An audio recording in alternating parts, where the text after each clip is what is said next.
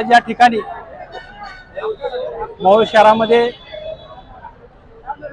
भारतीय सैन्याच्या समर्थनात जे भारतीय सैन्याने सडेतोड उत्तर पाकिस्तानला दिले, पहलगामचा हल्ला झाला आणि 4 ते 5 दिवसामध्ये भारत सरकारने निर्णय घेतला आणि त्या अनुषंगाने भारतीय सैन्याने हम भी कुछ कम नाही जर आमच्या भारत देशातल्या नागरिकांकडून वाकड्या नजरेने पाहत असेल, कारण याच्या आधी 26/11चा हल्ला मुंबईत झाला, साखळी बॉम्बस्फोट झाला, बेकरीमध्ये बॉम्बस्फोट झाला, पंजाबमध्ये अनेक वेळा बॉम्बस्फोट झाला, काश्मीरमध्ये अनेक वेळा दहशतवाद्यांनी आपल्या लोकांना येऊन ठार मारले, पण त्यांना जशाच तसं उत्तर दिलं गेलं नव्हतं.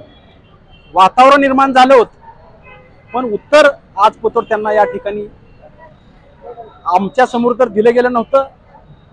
पण या भारत सरकारने निर्णय घेतला, जर भारतीय नागरिकावर येऊन भ्याड अतिरेकी हल्ला झाला तर त्या देशाचं नामोनिशाण मिटवलं जाईल.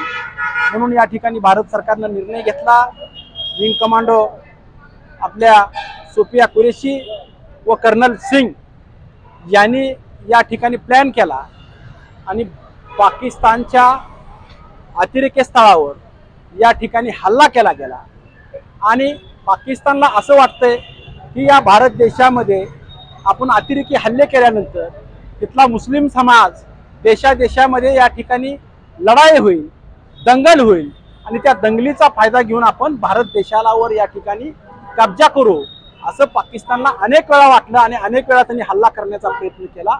पण इथला मुस्लिम समाज असेल, इथला शीख समाज असेल, इथला ईसाई समाज असेल, इथला हिंदू समाज असेल, इथला ख्रिश्चन समाज असेल, या सर्व समाजांनी सर्व धर्मांनी एकजूट दाखवली आणि भारत सरकारच्या पाठीशी खंबीरपणे उभा राहिले.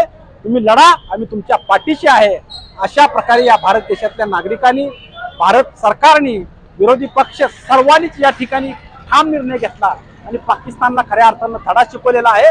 आता पाकिस्तान या ठिकाणी सपनामध्ये देखील भारतात येऊन दहशतवादी हल्ला करावा असा विचार करणार नाही. म्हणून जशाच तसं उत्तर दिलं पाहिजे अशी जुनी लोक म्हणतात आणि तसंच जशाच तसं उत्तर दिल्यामुळं आज भारत देशाचं नाव जगामध्ये या ठिकाणी आलेलं आहे.